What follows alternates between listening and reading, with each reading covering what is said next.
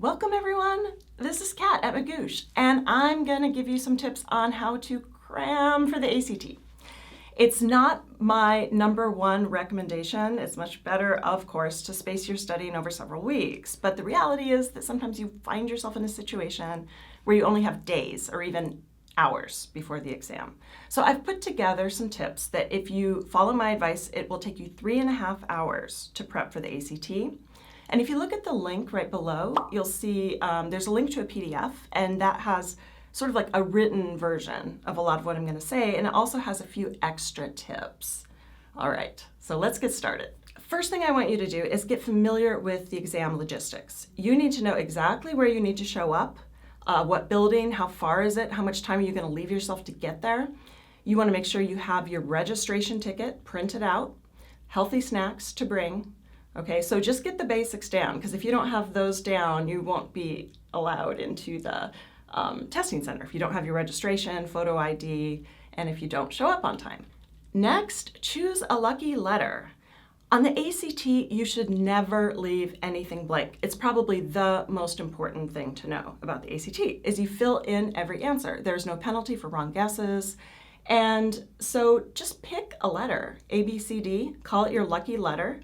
And then if you run out of time, just, circle A's all the way down, okay? It'll save you some time. It'll save some mental effort when you have to get to that point where you're guessing or you run out of time. Okay, important tip here. I'm saying take an abbreviated practice exam. A lot of students, if they have 3 hours, what do? They take a full-length exam.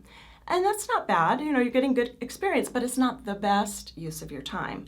Instead, you can follow my guidelines here. So go to the ACT.org website, get one of their practice exams, they are available, and then starting with English, answer 25 questions in 15 minutes. For math, 15 questions in 15 minutes. For math, it's really important that you don't choose the first 15 questions on the section.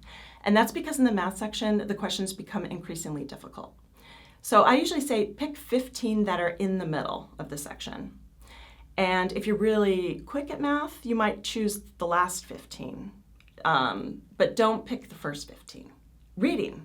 Reading is going to consist of 4 passages total, and I want you to do 2 of those. And 17 minutes is the halfway point. You have 35 minutes on the actual reading section. So 17, 2 passages. Science goes a little faster, as many of you know. So you're going to want to do 3 passages in 15 minutes. And by the end of this, you will have come across a really nice range of questions, and you will have only spent 1 hour and 2 minutes. So a very good use of your time. Next, so important, I want you to review the answer explanations to the questions you asked. And that goes for the right answers as well as the wrong answers.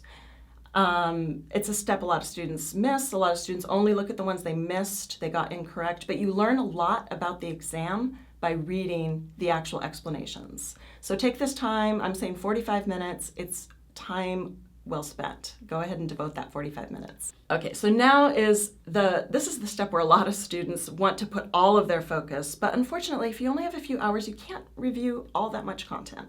So I'm gonna show you here the most important things to review.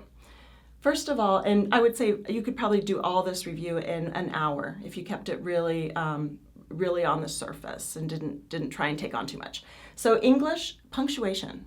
Commas, colons, semicolons. That is by far the most frequently tested thing on the English section.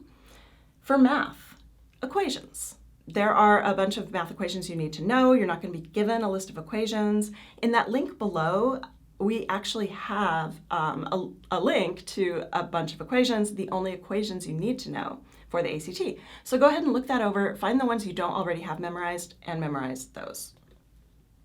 And then for science, just a really basic overview of biology and chemistry. And I mean really basic, like kind of 8th grade level fundamentals.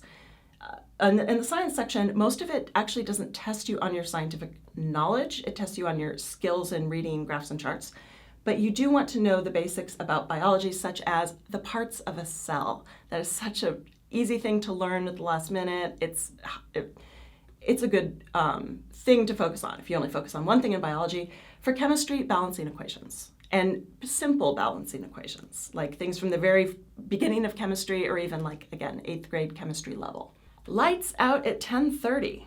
You want to make sure that you're in top shape the next morning, and not only do you want a lot of hours of sleep, and not only does the test start early, but the hours from 11 p.m. to 1 a.m. are really, really prime hours for your body to get that really deep sleep, restorative sleep. And so if you miss out, if you go to bed after 11 p.m., you're missing out on actually some of the most effective sleep you can get in a night. So good luck with this last push. If you like this video, go ahead and like us, leave us a thumbs up, subscribe to the channel, and I'll catch you in the next video.